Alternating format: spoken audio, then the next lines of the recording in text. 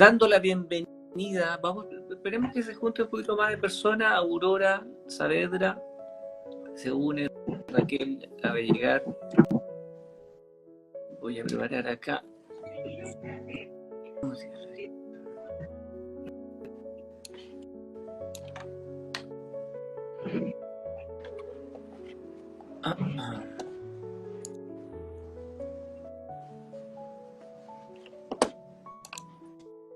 ¿Cómo estás, Alexander? ¿Cómo va todo? Bien, todo bien. Oye, gracias Un poco acalorado. Sí. Hubo un incendio acá en la quinta región y estuvo cuático. Se siente eso hoy, a pesar con esos temas, qué complicado. Vamos a esperar un poquitito, unos 3 minutitos, empezamos a las 10:05, ¿te parece? Y vamos Ya, dando vale. bienvenida a Emedín Rivera, a Mona Arellano Vallejos, y espero que se sigan. Está a su disposición. Hola, amorcito, ¿cómo estás? Estaba esperando, pero no podía partir sin la presencia de la jefa.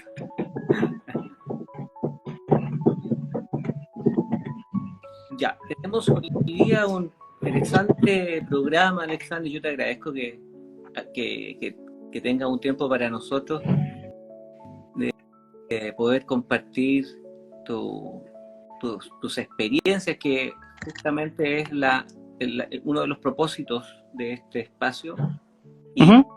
Y para, bueno, es lo interesante es dejar testimonio de eso. He aprendido mucho, Alexander, en estos 6 programas, este es el número 7, que es muy probable que se haga una nueva temporada en 2025 con un poquito más enfocado, ¿ya? Ya. Han salido un montón de instancias temáticas que yo creo que hay que abordarlas más ya con atención y detalle, ¿ya?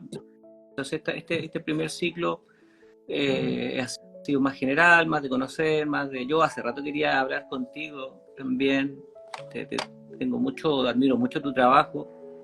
Tú eres uno de mis referentes respecto a un tema tan sensible como es la música chilena, y el piano y la cueca. También somos colegas en ese sentido, y contar contigo para mí ha sido súper valioso, Alexander. Así que espero que en esta hora de conversación puedas ahí tener tu espacio también de contar tu historia, y yo ahí también replicando, poniéndonos en contrapunto desde haciendo bajadas también para nuestra audiencia, ¿ya? Bien, pues empecemos, Alexander. Excelente. Vale, Astor, démosle. Bienvenida. Sí, lo alcanzo a ver bien acá, ¿ya?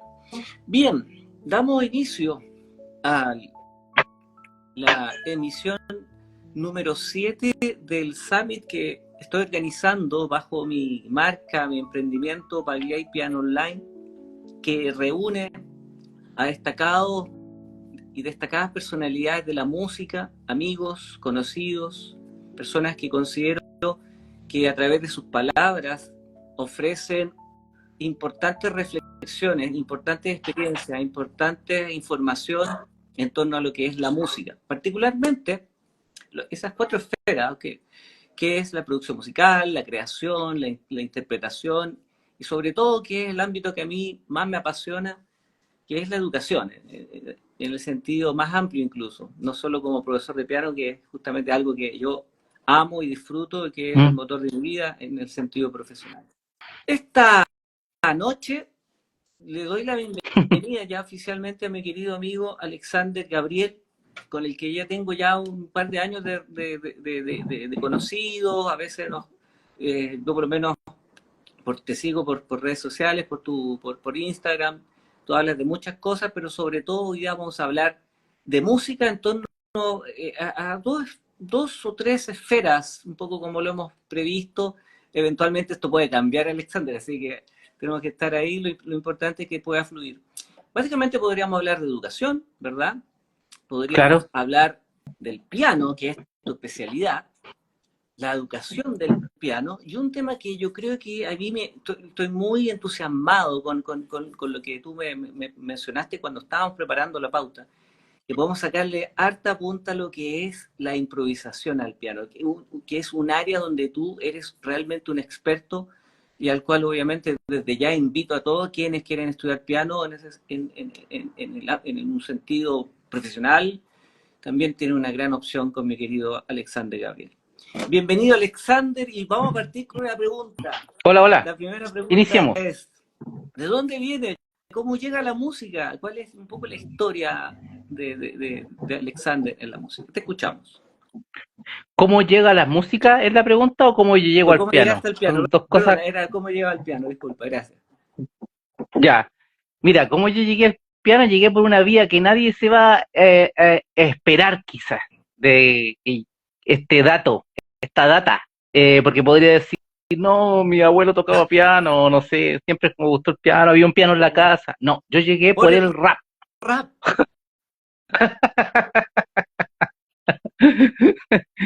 A mí me gustaba mucho el rap de los años 90. El de ahora no me gusta, obviamente el reggaetón, que es como su primo degenerado, ¿Sí? o su nieto, o el trap, o todo eso a mí no, me carga, pero el rap de los 90, de Nueva York y Los Ángeles, me gustaba demasiado. Y lo que me gustaba mucho, y que en ese tiempo yo no tenía las palabras, porque yo ni siquiera era mayor de edad en ese momento, ni sabía nada de música, lo que me gustaba era la producción musical. Yo te pongo esas palabras, pero en ese momento yo no sabía de eso. Ya no sabía que se llamaba así, ni menos en Chile acá se hablaba de producción musical, nada. Lo que se entendía era que la música era los que tocaban, esos eran los músicos los que tocaban instrumentos ya. No había este concepto de beatmaker, del tipo con un controlador MIDI y un notebook produciéndole música a Shakira. No existía eso. Que se ve que es súper común de verlo Exacto. ahora. Pero a mí me gustaba eso y no sabía cómo se llegaba a eso. Ni siquiera había notebook. Soy viejito, imagínate. No era tan así como todos tienen un notebook, un celular, Fruity Loop, no. ¿Cachai? Entonces, me gustaba eso y dentro del rap tú vas a escuchar sampler de Thelonious Monk, sampler de Herbie Hancock, está lleno de robos, de muestreos de jazzistas. Pedacitos de música y que te empezaban a llamar la atención. Claro, entonces yo tenía mi grupo de rap y tenía un tecladito Casio y yo armaba unas bases y las llevábamos donde otra persona que sí tenía las máquinas, pero el ejercicio mental mío era componer en la casa y sin escribir, sin saber escribir música, llevar eso de memoria y armarlo en otro lugar. Entonces eso me fue como generando como cierto Ahí entrenamiento, tenías ¿cachai? tu primera ya idea, concepto práctico de producción musical, ahí bien rudimentario, pero es eso, básicamente. Claro, claro. Y era interesante porque tenía que imaginarme cosas que yo, con sonidos que yo no tenía en ese caso pequeño. Pero yo tenía que era un bajo que suena así, boom, y que era una string así, chan, chan, chan, chan, chan, y un piano que haga. Entonces tenía que entrenar mi cerebro a imaginar la música, que creo que eso es súper importante, ¿no? Imaginar la música antes de improvisar, imaginar, antes de tocar, escuchar el sonido. Es entrenamiento básico, escuchar la música adentro. Y eso pasó. Entonces en ese momento yo dije, pucha, ¿cómo estudio esto? Y busqué gente y la gente que en ese momento enseñaba MIDI, que esa es la tecnología de ese entonces, ahora es todo de USB. ¿Cachai? O sea, hay puertos Claro, MIDI, aquí tengo un puerto MIDI, pero está quedando cada vez más claro, en el pasado. hay el MIDI Eh, 2.0, de hecho. O sea, ya el MIDI. pero es todo como USB o incluso Claro, pero inalámbrico, va el para allá. mismo plug, ¿no es cierto? Es distinto. Ajá. Ya está todo Sí. en miniatura. Entonces en ese tiempo yo asistí a un seminario MIDI, me fui por esa onda, ¿ya? Pero paralelo dije, bueno, yo quiero aprender a tocar teclado para poder aprender a hacer síntesis, Ok. ¿cachai? Perdona, ahí ya Completamente. tenías como un interés, surge un interés por la timbrística, por la síntesis, por la creación de sonidos. Dentro Siempre del tuve una, rap, todavía dentro del rap. claro, siempre me gustó la creación en general. Y en este caso lo timbrístico. Exacto. De hecho yo te voy a contar algo súper chistoso. Del piano para mí era como fome, porque decía, tiene un puro sonido.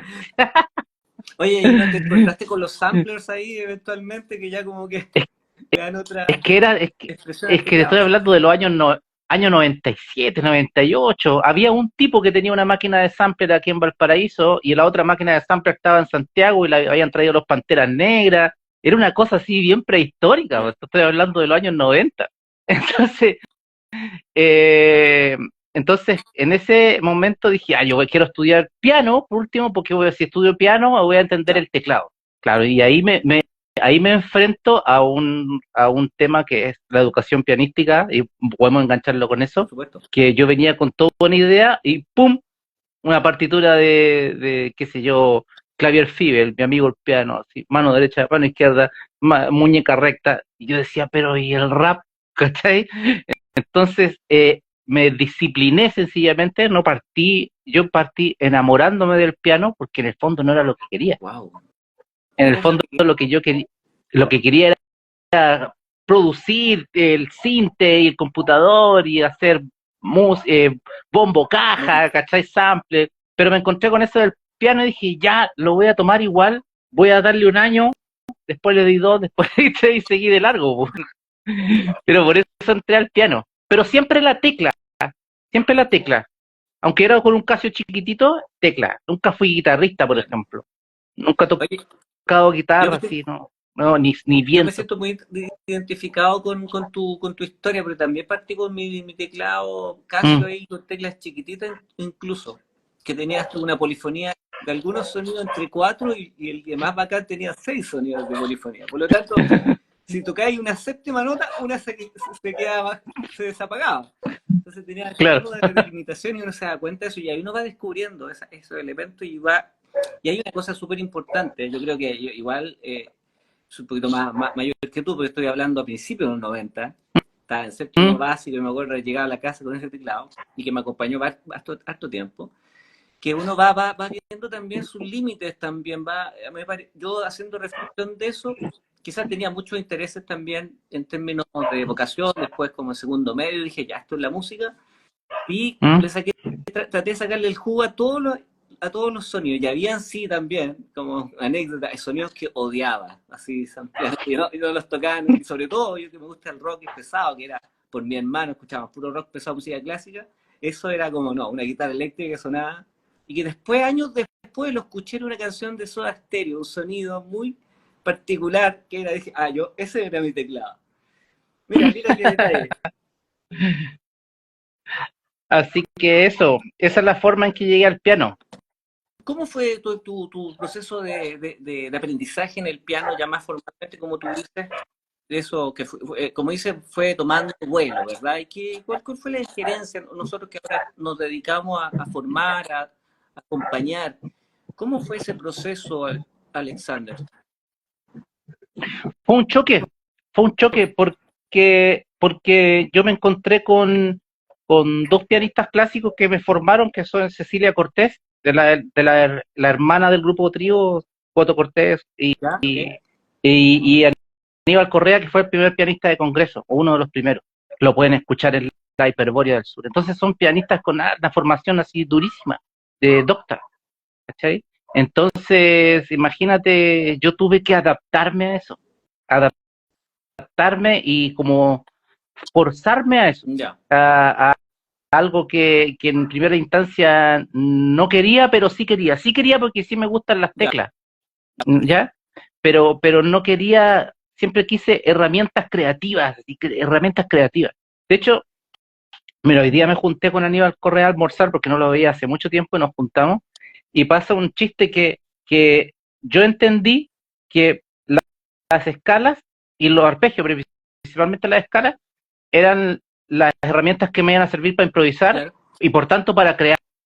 Entonces, ¿qué hice yo el primer año? Me aprendí las 24 escalas, mayores y menores al tiro, en desmedro del repertorio. Entonces el Aníbal me decía, oye Alexander, me decía, yo me acuerdo de ti que habían alumnos que sabían más repertorio que tú, pero no se sabían todas las escalas, y tú estabas en primer año y te aprendiste todas las escalas al tiro, súper desbalanceado. ¿Por qué hice eso? Porque quería crear, necesitaba dedo, ¿cachai? Oye, claro, y ahí tú tuviste, yo lo llamo así, te fuiste en un viaje en descubrimiento de la topografía del piano, que no es menor, no es menor todas las tonalidades, ahí empezaste no, y eso es un trabajo técnico que sabemos que es fundacional para lo demás.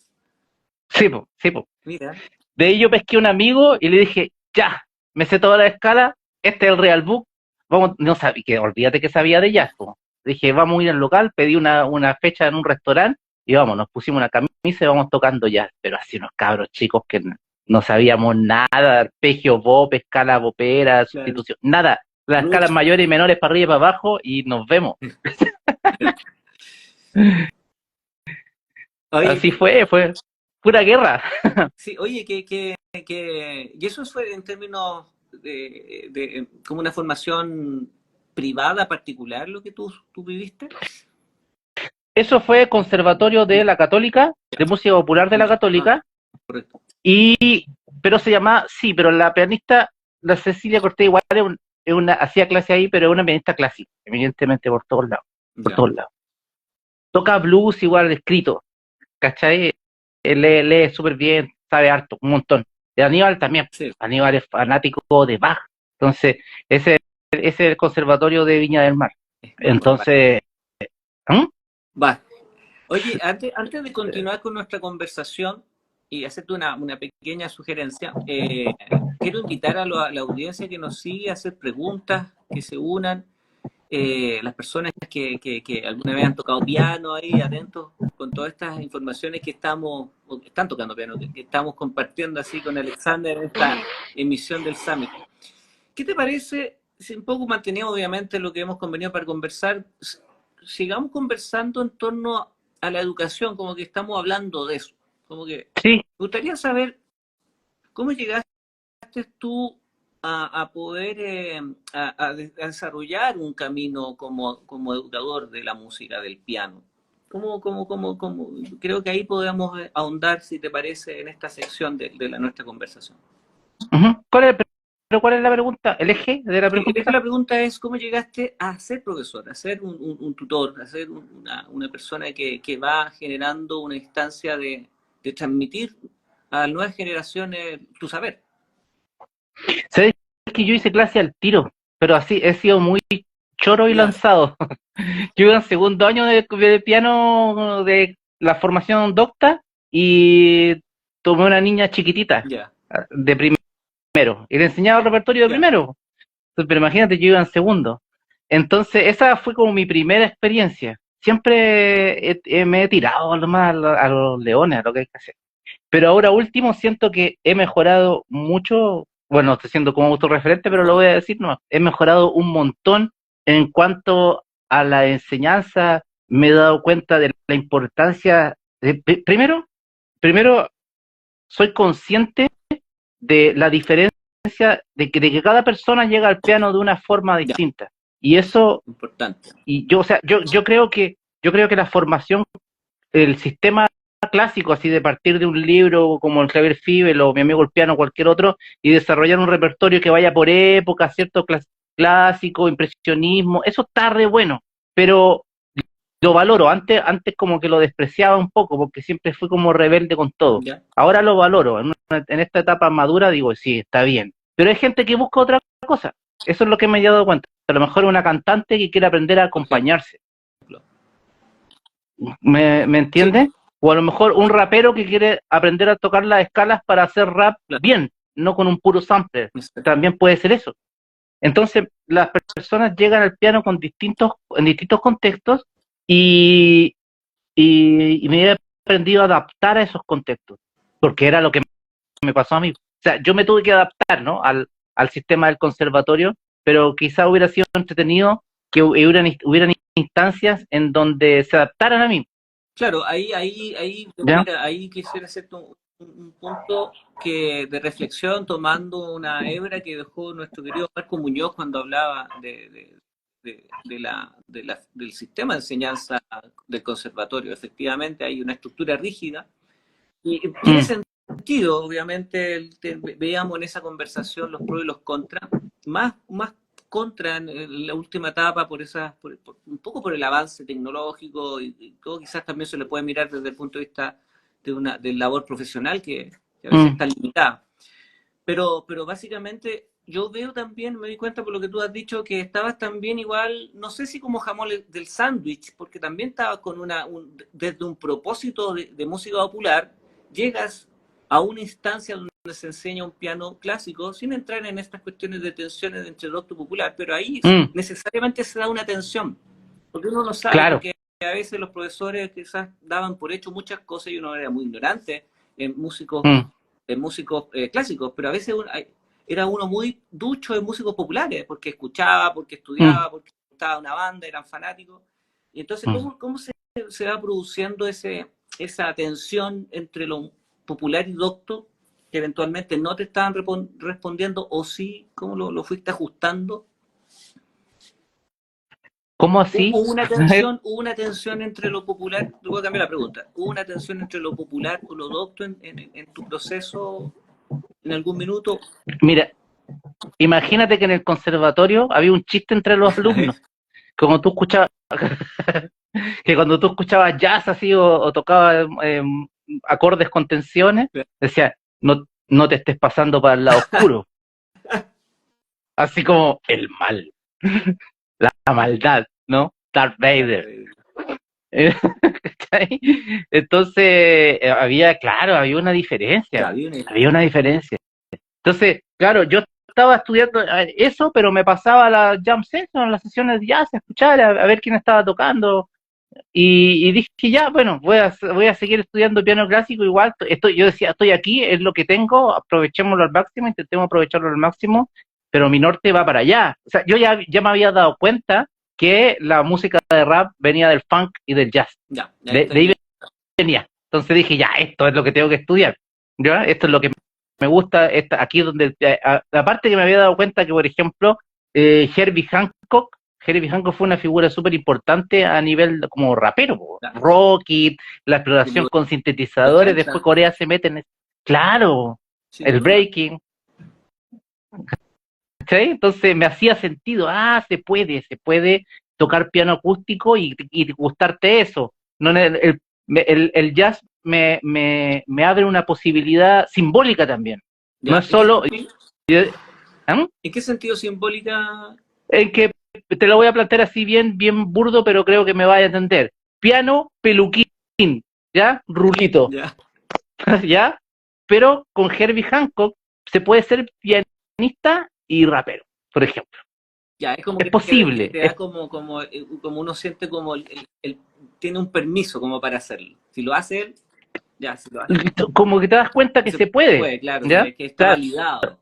Está validado. Volviendo al tema de no hay límite, como se puede ser pianista y chileno. Y claro, no, y otro elemento, además, imagínate si empezamos a mirar esto desde otro punto de vista más como desde lo que es globalización, ¿no es cierto? Y toda esa perspectiva. Y se puede ser pianista y muy chileno y pianista. O sea, lo que te quiero decir es que empecé a descubrir que el piano podía ser de otras formas, no solo alemán. Claro. Me explico, ¿no? A eso me refiero. Que ahí en el que puedes tú ir forjando una identidad, en este caso local, a través de... Claro, ahí nos metimos en el tema de la cueca, ¿no? Pero obviamente hay más, pues. Ahí eso es la belleza de la música popular. El piano puede ser extremadamente peruano, el piano puede ser extremadamente argentino, el piano puede ser extremadamente cubano. Eso es lo bonito del instrumento que tú y yo tocamos. Oye, que es tremendamente versátil. Y ahí en esa búsqueda, en ese darse cuenta que tú dices que es como muy interesante ese punto, darse cuenta de esa posibilidad que se transforma eventualmente en un camino, tú vas valorando la naturaleza de los distintos pianos que tú vas señalando y vas recogiendo todo eso. ¿Cómo fue ese proceso? Ese proceso primero fue desde el jazz, es lo que te contaba. ¿Sí? Para mí eso, dije, oye, se puede tocar sin parte, sin partitura o con una partitura mínima, se puede ser afroamericano y tocar piano, ¿no? Porque te insisto, venía con esto de sacar partituras, de ver piezas de Beethoven, vivíamos en ese mundo. El conservatorio cuando quedaba en el Palacio Rioja, imagínate, por el Palacio Rioja, con toda su estructura, el jardín, había una mística docta, porque pasaban las bailarinas para acá, los chelistas para acá, los alumnos de piano salían llorando de la sala a veces, ¿cachai? Entonces, había toda una atmósfera muy, muy europea, Claro. ¿ya? Entonces, para mí el jazz, dije, oye, se puede ser así afro y tocar. Entonces, yo quería hacer eso. Entonces, de esa forma me fui abriendo a otros caminos, ¿ya? Hasta que me di cuenta que, va a sonar chistoso lo que te voy a decir, pero creo que lo vas a entender. Hasta que me di cuenta que no era afrodescendiente. Entonces entonces ahí me hice una pregunta filosófica. ¿Quién soy? ¿Quién soy? ¿Sí? ¿Y cómo es mi pianística? Eso es.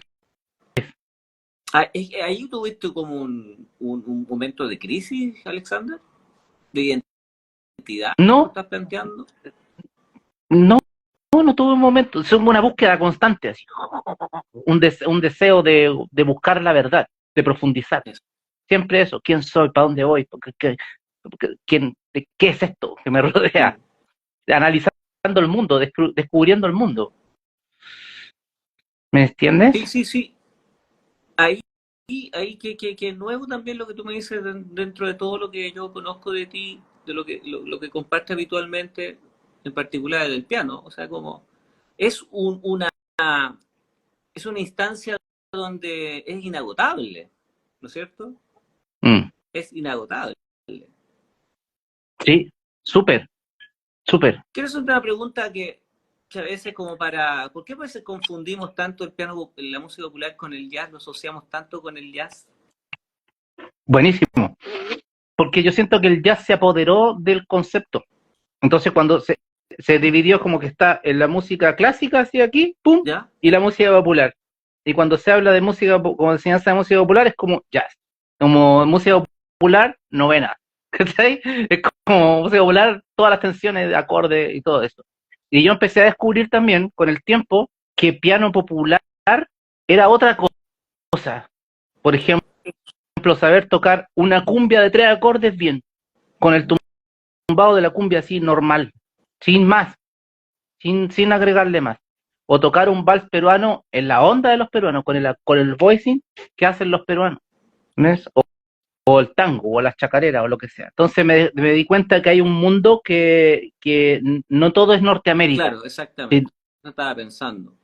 eso, no todo es gringo, pero es que los gringos, así como Europa invade con su sistema educativo y Claro, sus 500, 400 años de historia de la música de clásica, tonalidad. nos invade y está bien, nos aporta un Claro, bagaje cultural enorme. Estados Unidos también nos invade, ¿cachai? claro, tiene ese fin de apropiación cultural también, imperialista podemos llamarlo Ujú, así, es súper sí, claro, y lo alientan mucho, o sea, escriben, editan muchos libros, o mm, sea, editan mm, información que está a disposición. Eso tiene una finalidad que uno podría discutir, quizás no esté tanto el sentido de este programa, pero es así.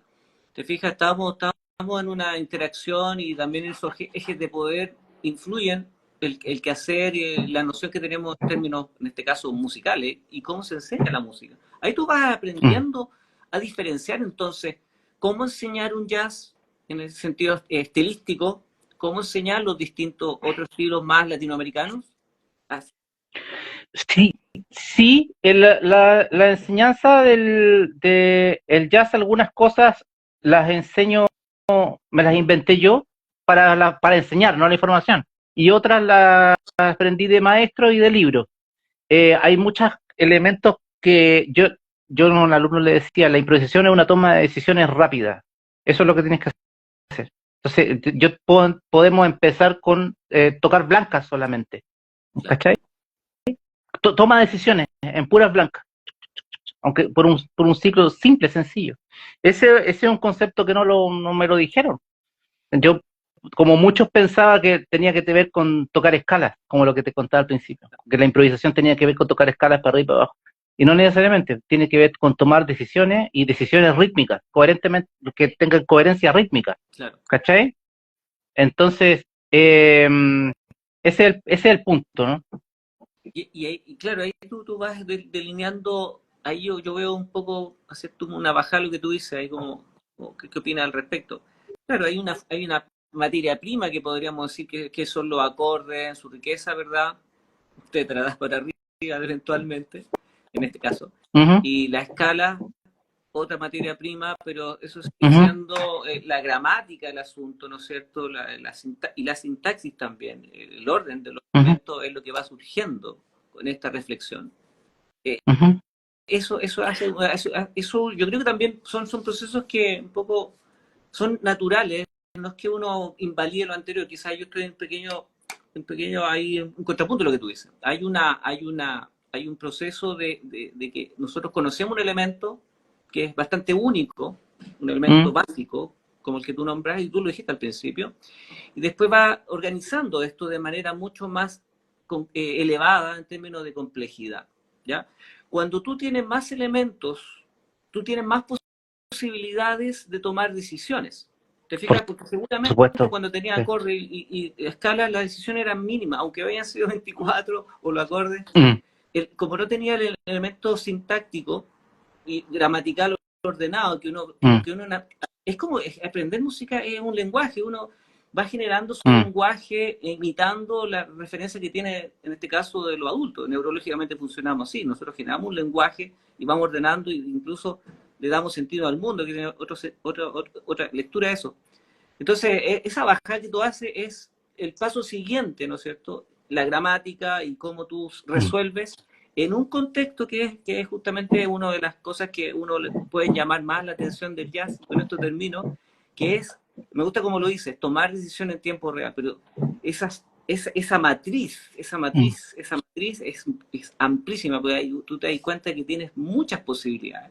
Y hay un elemento que te quiero preguntar, ahí que no lo habíamos conversado, pero mm. surge de este tema, porque ahí me engancho mucho con mi expectativa que tenía de hablar de improvisación.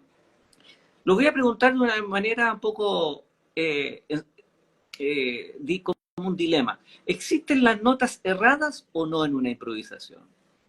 No. Mm, mm. Es la sensación que yo Existen tengo cosas, también. existen malas colocaciones O malas o resoluciones ideas, eventuales. sí, o ideas rítmicas no definidas. Yo he llegado a mira, yo estudié con un pianista argentino que se llama Hernán Ríos, que sacó un método porque yo siempre ando buscando también quién ha desarrollado otros sistemas, y en esta búsqueda de la música popular. Y Hernán Ríos, yo quise tomar clases con él porque entendía que había desarrollado un sistema de improvisación de acá, en ese caso de Argentina, porque él toca folclore también. Y eso me interesa. Y hace folclore con unos acordes así hermosos. Y improvisa sobre eso. Entonces, él tiene otro concepto de la improvisación. Y esta idea de improvisar con la boca primero, haciendo como onomatopeya, o tocar en un cajón o en un bombo legüero y de ahí pasarlo al piano. Es otro concepto diferente a la relación escala-acorde tan gringa, ¿no? Claro, claro. Sobre el acorde menor toque el modo dorio, sobre Salió el el instrumento dominante ahí, se sale el instrumento, claramente. se sale el instrumento, ¿cachai? Entonces, eso es más cercano a lo popular, a Es lo más cercano a lo folclórico. popular, a lo Sí. claro, a lo que no es académico, definitivamente, a lo que no está circunscrito, como lo decía Marco Muñoz, a esa caja que es lugar, que es estéticamente pulcro, que tiene un Ujú, valor, obviamente, pero que no representa y que es elitista en ese sentido, ¿verdad? Y eventualmente privativo, ¿ya? Interesante. ¿Qué sugerencia le daría a una persona te va a dar este ejemplo, cuando los niños van aprendiendo piano, en los mm, métodos, así como colocándolo en ese plano, empezamos a trabajar generalmente con una sonoridad bastante eh, consonante. ujú, Progresivamente los ejercicios te van colocando las disonancias, sobre todo cuando aparece la tetra dominante, ¿no es cierto? Un sol mm, 7, un re 7. Ahí muchos niños, yo he tomado nota de eso, como que que suena feo. mm, Eso es súper interesante, como ellos, yo lo explico un poco en términos de recurrencia, ¿no es cierto? El logro un poco la sensación de logro está unido a cierto contexto sonoro y aparece algo nuevo, y lo que hace la mente es decir, esto es raro, esto es una discordancia. Mientras más mm, lo tocan, más habitual se hace. Entonces ahí ujú, también se va generando un oído mucho más armónicamente amplio en la medida que vamos a través de la práctica, obviamente que es muy completa la del piano, dándole mucha información final al oído. Y eso también se traduce a las manos. ¿Qué crees tú? ¿De cuál? De que tocaste hartos puntos. El, ¿Cuál, el, cuál punto? el desarrollo del oído armónico en este caso. ¿Cómo se va? Desde lo consonante, por eso te ponía el ejemplo desde los niños, que generalmente las piezas son súper consonantes, hacia un desarrollo más armónico complejo. ¿Tiene sentido para ti eso desde el punto de vista pedagógico, por ejemplo? Sí, uy, qué difícil, porque, mira, yo no me he encontrado con eso, y con ese fenómeno que tú dices tú, como que a los niños o los alumnos que le he hecho clase, tampoco le he hecho clase tan Ya. chiquitito. Tengo un adolescente por ahí, pero que ya tiene como sus gustos musicales, escucha música, yo le envío, eso es lo que hago, yo le envío disco y un comentario, siempre estoy haciendo eso. Eh, y y entonces no sabría decirte, yo siempre, bueno, ahora estoy más tranquilo con muchas cosas, po, ya tanto como no estoy tan en contra de la formación tradicional, de hecho me estoy como amigando con eso, ¿cachai? Estoy como en una etapa de bastante paz, pero yo antes buscaba la disonancia como loco, Ya. eso es lo que me gustaba. Entonces, no sé si yo sea al que tú le tienes que preguntar cómo se Ya. desarrolla eso, porque como del día uno yo estaba buscando el acorde con más segundas menores posible. Mira, te lo cuento Siempre también, fue- te lo cuento también porque cuando uno no solo ve la respuesta de la persona en términos de lo que hace con sus manos, ¿verdad? Con lo que ejecuta, Mm, sino también son tan importantes sus palabras, su opinión en torno a eso. Porque también son elementos que van condicionando o no de menor manera el proceso. Porque puede generar ese como rechazo, ¿sí? Hoy que suena fuerte, hoy que suena feo.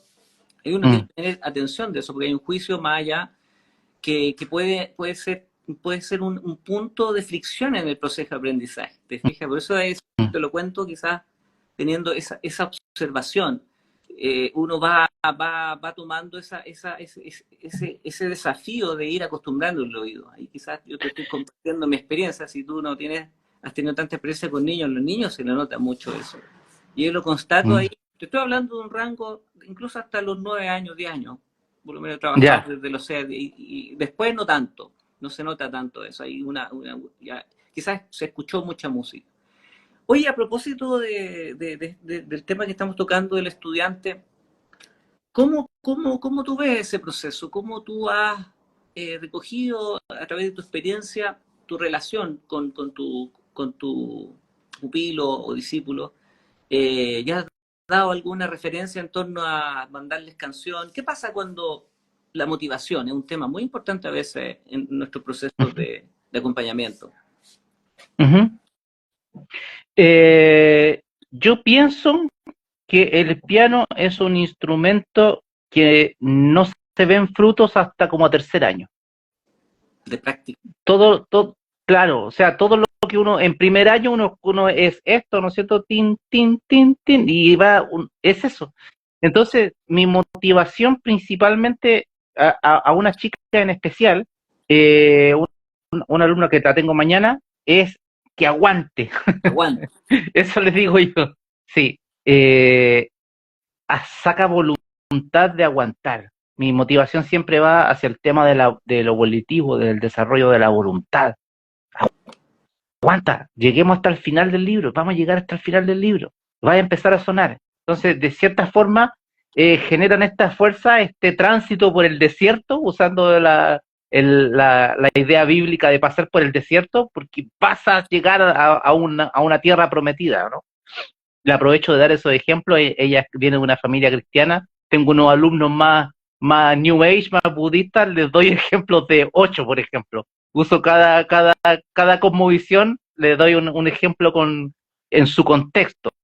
Entonces, eh, entonces, eso, yo siento que el piano hay que desarrollar una voluntad al principio, porque de tercero ya empiezas a sonar, ya empiezas a ver obritas, Sí, a ver compositores, sí.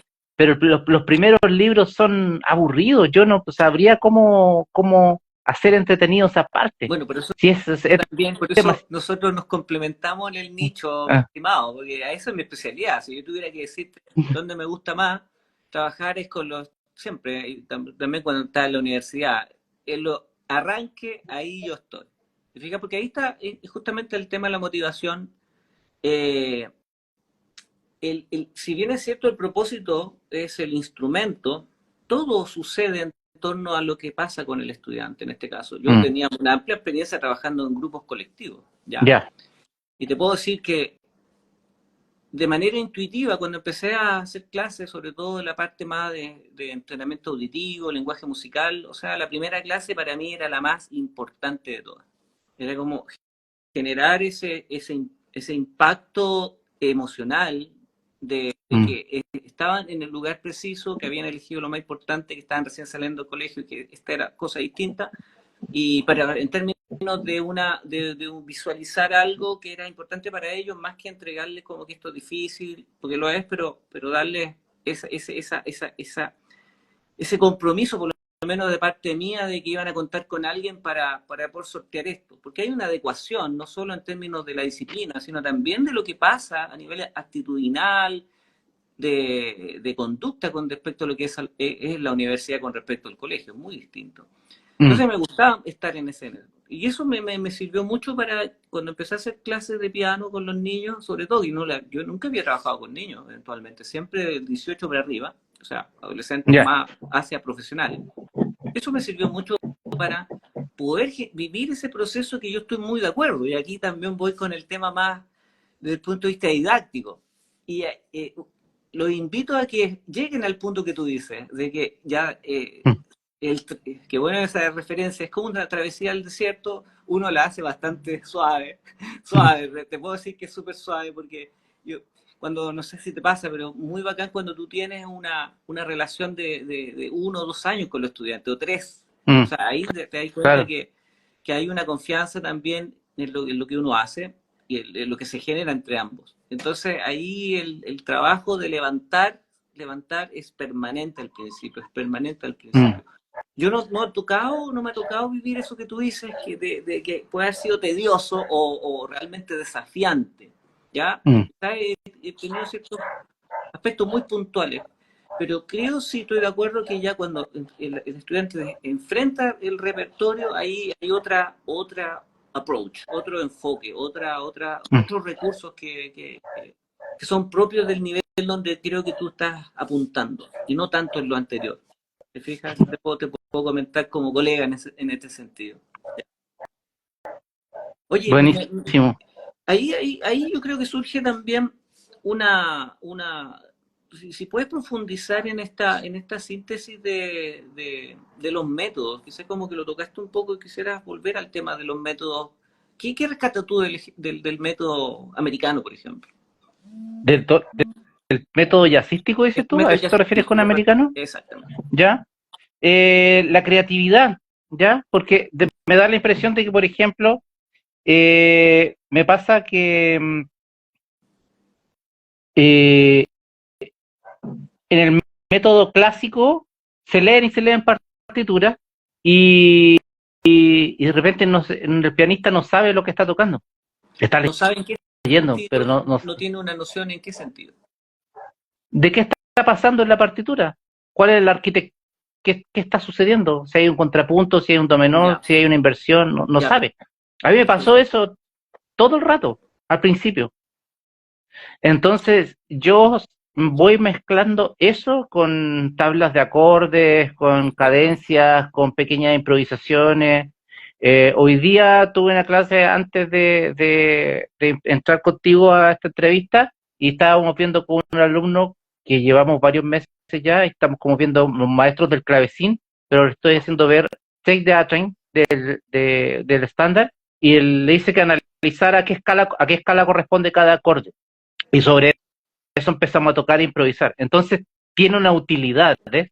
Eso es el tema. No es, usa un arpegio acá, usa la escala. Son herramientas que hacen música, Sí. no es una mecánica Oye, solamente, ¿no? y de hecho yo creo que valoro mucho lo que tú dices porque hay desde otra vereda Yo ¿Mm? con mi maestra, y yo reconozco, Silvia Contreras, en la Universidad de Chile, esas clases que tuve dentro del enfoque de Alcross, donde la creatividad, Alexander, no sé si lo conoces, yo te invito a conocer ese tipo Ya. de enfoque educativo orientado básicamente a los niños. La creatividad ¿Mm? es el número uno. La creatividad es el número uno y la práctica es el número uno, la teoría queda después. Y se alienta mucho y utiliza muchos esos recursos para desarmar piezas, Ya. desarmar y reconstruirlas, para no ocupar otro término, reconstruirlas, chiste interno, para reconstruirlas haciendo variaciones. Yo creo que ahí yo ahí no, uno tiene nociones de composición, ahí es cuando, como tú dices, pone a disposición, transfiere ese elemento que está circunscrito al repertorio a algo nuevo. Yo creo que ese Mm. me parece fantástico esa aproximación de que el estudiante que eventualmente no viene con la intención de crear, puede desarrollar Mm. herramientas y, como tú bien dices, y creo que tú eres un experto, en tiempo real de hacer creaciones. Mm.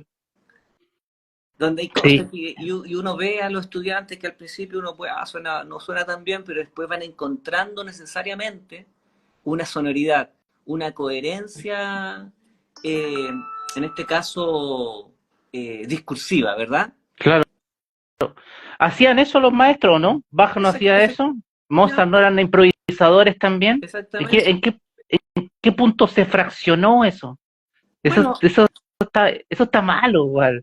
No puede eso, estar fraccionado, ¿no? bueno, Solo leo. Yo no. ese es el problema de la ilustración. O sea, si estamos hablando de Bach Ah, y hablamos de Mozart, ah, estamos pre-ilustración. O sea, después viene toda ah. esta compartición. Rameau seguramente puede tener alguna injerencia en eso. Oye, Alexander, aquí nos lleva una pregunta. Nuevamente, gracias Raquel, ahí anotándose asistencia completa desde Australia. Hernán, mi querido amigo, que va a estar presente también en nuestro programa, que es un músico chileno que, que, que siempre nos hace preguntas, dice, Hernán pregunta, partiendo de una base muy pobre en relación al rap, encuentro extraordinario que un músico como tú, en este caso Alexander, partiera de este estilo musical.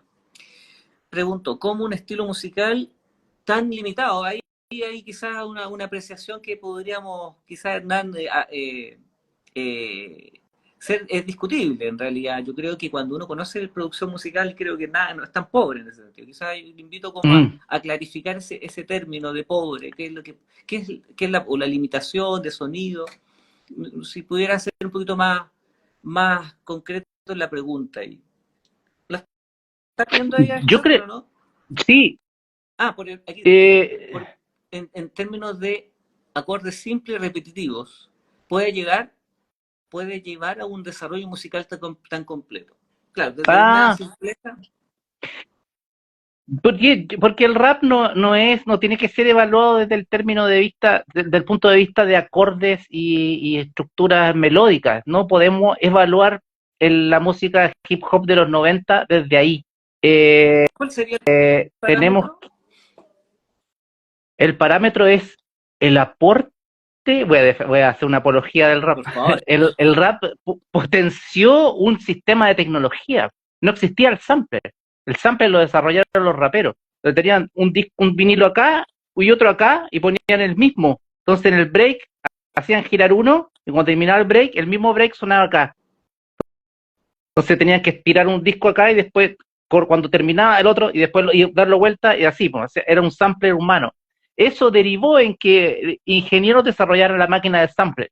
Eso derivó en que saliera el Fruity Loop, en que saliera el Ableton. ¿Me sigues? Entonces no se evalúa desde un criterio de ejecución, si ejecutó, si tocó bien, no hay que pensar en esos parámetros. Y el rap funciona con texturas sonoras. A lo mejor no hay un acorde, pero hay un ruido que te genera un groove, que te genera una sensación. No sé, una sensación sonora solamente. Entonces el criterio tiene que ser otro. Ya, Y eso, correcto. esa música potenció toda la tecnología que hoy día nosotros entendemos como producción musical. ¿Okay? Y por eso Hancock estaba atento a eso. Y por eso Chick Corea estaban atentos a eso. A los teclados, la Electric Band, el rock y el break. ¿Me entiendes? Totalmente. Entonces va por ahí. Va por ahí. Sí, la palabra es simple, sí, simple. Claro, Ya, es simple en los 90 fue simple, güey, era música del barrio, es como la cumbia villera, son cosas simples, claro. son sencillas.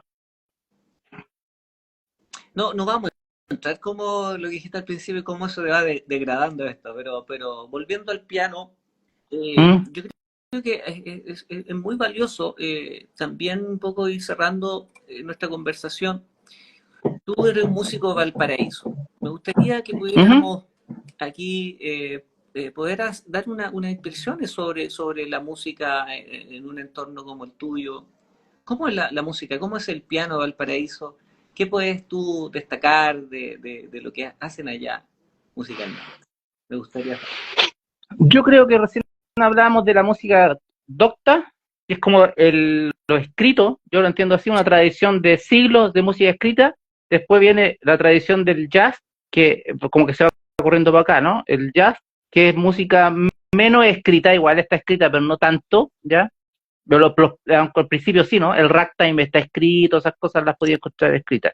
Después no, después aparece el Real Book, las Jam Sessions, obviamente en las Big Band está todo escrito, pero ya es música popular. Y después yo creo que más para acá, más hacia la música popular, Ya, hay un tipo de música que absolutamente no es escrita, que es, por ejemplo, ranchera, cumbias de dos acordes, valses peruanos típicos, ¿cachai?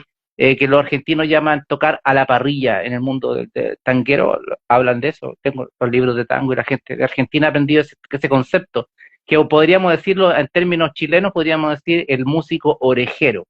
Y el músico orejero desarrolló otras habilidades, desarrolló la habilidad de tocar con un puro tono. Bolero en re menor. ¿Cuál bolero? No sé. cualquiera. Ahí nos vemos. Yo voy a empezar y me tenéis que seguir. Y esa es la tradición porteña, esa es la onda con respeto uso esta palabra, de los viejos porteños, de la gente de la isla, de, de la gente, los músicos del mercado, de los requintistas, boleristas, es oreja absoluta y poco o casi nada de tradición escrita. Puro Y ahí desarrollaron ciertas habilidades, cierto buen gusto. Y hay estética, claro. también Una estética, una, claro, definitivamente. claro, claro. Una estética que también Hay, va respondiendo a una necesidad práctica, ¿no es cierto? O sea, ¿cómo vamos a tener tantas tonalidades, ¿no es cierto? Es bastante pragmático en ese sentido, quizás, sin perder y también se va complementando con el hacer, con las florituras, con los detalles, con los gestos propios de los intérpretes, ¿no es cierto? Y ahí también ahí se va enriqueciendo.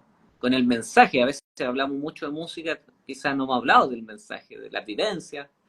Fija, hoy día estaba en una charla con mi amigo Pablo Martí, que estuvo la semana pasada entrevistando a un niño que tenía un ingeniero que tenía su banda, ¿Mm? y lo único que quería este cabro era que le escucharan la música y también, y aproveché a preguntarle de la letra también, hay un gran tema también. Alexander, nos acercamos al final. Me gustaría que me contaras un cierre, algún mensaje que tienes para nuestra audiencia, algún mensaje que tienes para los futuros pianistas, que también me interesa mucho llegar a ellos. ¿Qué nos podría sugerir? ¿Qué cosas? Yo sé que has dado un montón de tips, pero Mm. las personas que quizás se van o sea, unieron más tardíamente a nuestra emisión, ¿qué podrían decirnos como Alexander en términos de aporte para los demás que quieran acercarse a la música, acercarse al piano?